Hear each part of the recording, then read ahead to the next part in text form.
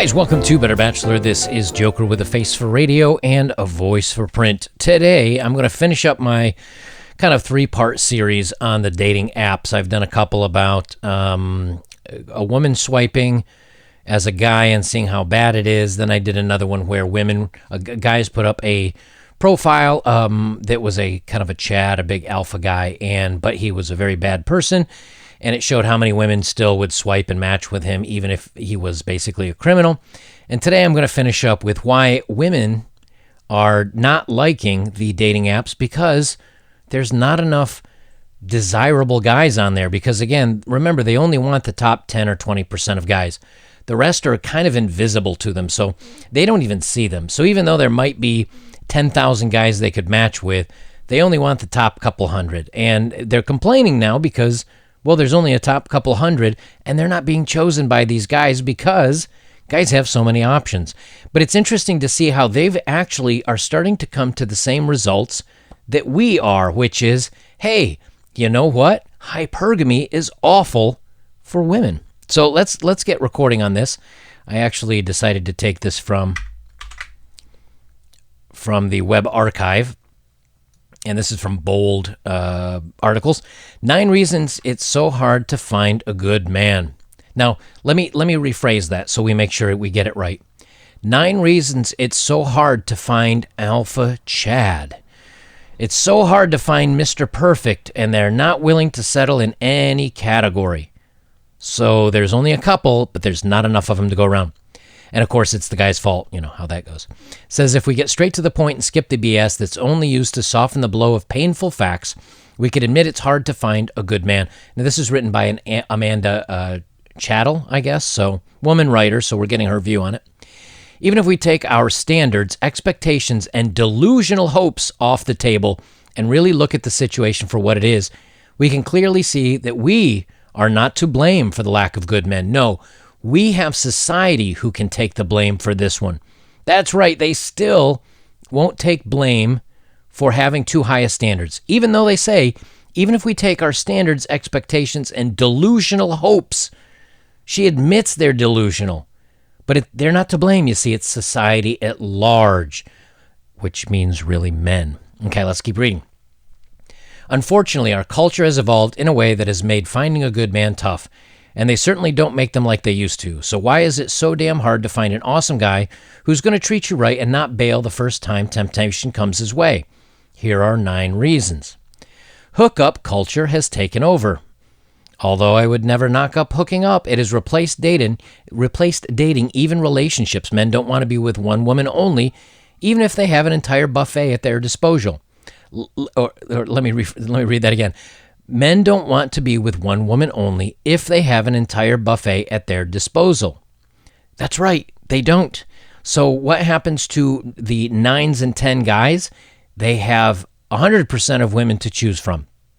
They'll go for easy 6s, easy 7s. They'll go for the challenge and try to get an 8 or 9 or 10. They have all the choices, you see. And again, with the dating apps, specifically the dating apps, it's about looks. So they're even saying, look, guys do not have to commit to get some, which is great for guys, but it's not so good for the women that aren't chosen. Now they're starting to see it a little bit. It says people have too many options. When while it's good to have options, it can be bad when there are too many options. At any given moment, a guy can sit down at a dating app and immediately have endless options of women from which to choose. Because of that, it's hard for them to give one woman a shot for more than a hot minute. Again, this is incorrect. Let me reread that for you. At any given moment, a really hot, desirable, totally perfect guy can sit down and have a dating app and immediately have endless options. What about the other 60, 70, 80% of men out there? You're invisible. They don't even see you as an option. So they're only looking at that tiny 10% for 100% of women. So there's not enough guys out there, and those guys have choices, and they're not happy with that. Lots of guys are holding out for something better. It's a sad thought, but in a world with so many options, people can become immersed in the idea that something better might just be around the corner, because that's the case. It's hard to find a man who wants to commit when they're thinking that the next woman they could meet could be perfect, whatever perfect is. This is the same thing we say about women, right? We're like, hey, hypergamy. Well, they're saying that the guys are guilty of that. The truth is, guys look at their options, and when, again, those top percentages have so many options, they're not going to settle. They will date down or sleep down with a 6 or 7, but a 9 or a 10 is holding out to date a 9 or a 10. But they're hard to get to. Even a 9 or a 10 doesn't think a 10 is good enough for her. She wants a 12, which doesn't exist. So in the meantime, that guy's dating down to 6s and 7s and 8s and having his fun. And then he's bouncing because he gets an opportunity to be with or sleep with or whatever, a 9 or a 10. And that 6, 7, 8 is sitting there going, wait, what happened? He bailed on me. Well, I guess I'll start looking again. And the hookup just continues, but no guy's going to, quote, settle with her, you see. Again, the other 70 or 80% of guys aren't even looked at. So in the meantime, many of us are sitting here going, hello, hey, successful, entrepreneur, intelligent, I got my thing going on. Oh, yeah, but you're short. Or, oh, yeah, but you're bald. Or, oh, yeah, right. Excuse. And this isn't meeting somebody in person necessarily, because when you do meet someone in person, I think you can, if you do have a bit of game, you do have some talk, I think you might have a shot. But again, how much effort are you putting in for how little of a reward? Remember, there's no mention of what they bring to the table. It says marriage is becoming obsolete. Once upon a time, people couldn't wait to get married, although it was likely due to the fact that they would finally be able to have intimacy. The reality is these days, people are in no rush to get married. Nope.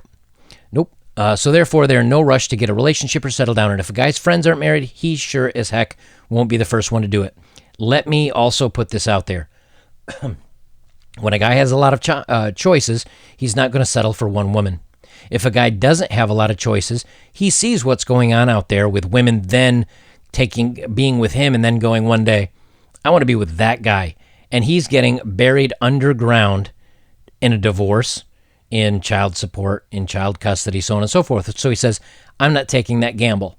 So the amazing men, they're not going to settle. They can keep going out and having their fun without having to promise one woman anything, because women women will share a very attractive, popular guy.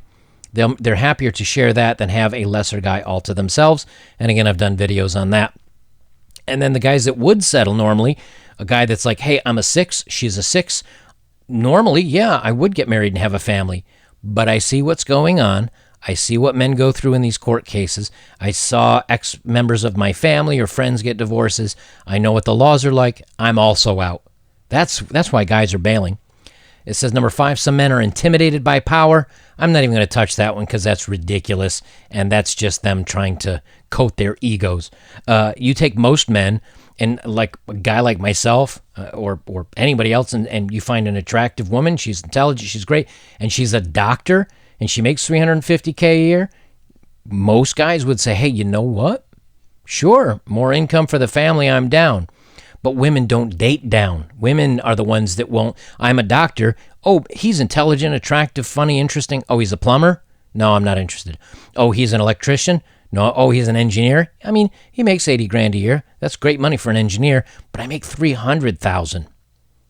And I've done another video on this one. 90% of professional career women will not date down, and when they do start doing better than their husband, they resent him for it and ultimately leave him. So don't talk to me about power. You women are the ones that say, I don't date down. Technology has created distance. How can anybody find a good man or anyone at all when we live in a world where technology rules and our most intimate relationships are with our iPhones? We can't. Women are the ones attached at the hip with the phones. Now, some guys are too, but for the most part, again, guys will use a dating app. Guys will get on the phone when they're looking to do something. I suppose some guys endlessly troll on social apps, but usually that's women, because in all the studies that I've looked at, women tend to spend between 25 and 40% more time on their phones than men. So maybe it's their nose that's in the phone too much. The man-child is a legitimate problem. A man-child is just a modern-day term for a man who suffers from Peter Pan syndrome. He does not want to grow up. If he grows up, he'd have to become responsible to get his crap together and even maybe find a girl or fall in love. Too many men just don't want to do that. Well, let's see. If I get married, do I have to give up my motorcycle riding? It's a one-person hobby. So unless she rides motorcycle, I'll be doing it alone. I mean, I could put her on the back, but I have a sports bike. That wouldn't work. What if I play video games and she's not into that? That's a one-person hobby. What if I really like working out and she doesn't, and I want to spend 2 hours at the gym? See, the man-child, all you're saying is, I want him to give up his hobbies, his desires, his dreams, and become a unit. And we do this together after we've fallen in love. And you can support me, and you can support my dreams, and you can support what I want. But if I decide I want to live in a bus, am I a man-child? Or do I just say, hey, you know what? I paid the insurance on this. It's built. Once it's built, I literally live for free. Now, granted, the freest way to do that is to go to a truck stop, and I can park in one of the stalls for a rig and sleep there for 4 days, free rent. I can fill up on my diesel. I can maybe go to a couple restaurants nearby. But that's free because all I have to do is pay insurance on my bus and a little bit of fuel and what the food that goes in my belly. So because I like this lifestyle, am I a man-child? If I am, then I'm okay with that. I'm a man-child. If I like to relax and have some quiet time to myself and not give up everything I want for a family, does that make me a man-child? If the answer is yes, then hi, I'm Captain Man-child. But more men are seeing, why am I going to give up everything that I have, everything that I own, everything that I desire for a family that may ultimately leave me? You know, guys are just, they're onto it. And they're just saying, I'm not going to make these sacrifices. Number 8, everyone has their baggage. No one is immune to having a rocky past, and sometimes that past can interfere with how that person moves forward, if they move forward at all. Messy baggage can keep even the great guys in hiding for a long time. Let me put it this way. You, a lot of times, have the messy baggage, and guys say, I don't want to deal with that.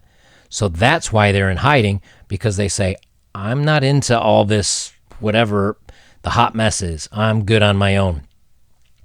And it says, number 9, being phobic of commitment is accepted. We live in a world where being scared of commitment has simply become the norm. If a man doesn't want to commit, people are rarely surprised. Since that's the case, it's just they'll just keep on skipping out on commitment and sticking to hookup culture because it's so accepted. Yes, let me rephrase that. Women in college and in their young 20s don't want to settle down with a guy. And so they go through this hookup culture and they become very selective on who they want to be with. And so they stop looking at a lot of guys and they want the top men. But the top men don't want to settle. They are commitment phobic. Why? Because they don't need to be. They don't need to make any promises to get a girl to be with them. And they get to be with them for as long as they want, and then they meet somebody else or they get bored and they bounce. And the other 80% of the men that are like, hey, how you doing? Yeah. Right, you here? Yeah. Nope, not interested. You're not good enough. So this is how women feel about it. That guys are not stepping up to the plate. That guys are not willing to date. That guys have too many options. That's what they're saying in this article. But they're only talking about the top 10 or 20% of the men. The rest of the men, you're invisible. It doesn't matter if you're a great guy or you're financially set or whatever. You just don't exist on their radar. So when you could argue on this case and say, look at all the men over here that would be willing to settle, willing to have a good relationship, that maybe have gotten burned, but not burned enough that they've given up, and they have good jobs and they have homes and they have careers. Women look and they go, no, but he's not the best guy I think I can get. So I want to keep looking. And they keep looking, and in the end they say, all the guys that I want don't want me. That's what we've said the whole time. They just don't see it. Guys, I'm going to leave it there. If you'd like to support my work, links are below. As always, if you have, thank you very much. And the best way you can support me is like, comment, share, subscribe. Don't forget to check out my second channel, Odd Man Out. I have 3 new news stories coming out, but I have to wait for YouTube's approval because apparently I'm talking about current events in the news, and heaven forbid I have an opinion on that. Guys, I'll leave it there. This is Better Bachelor. I am Joker. And remember, when they say they can't find a good guy, they're only looking at the very cream of the crop. They don't look at the other 80 or 90% below that. And somehow, that's our fault.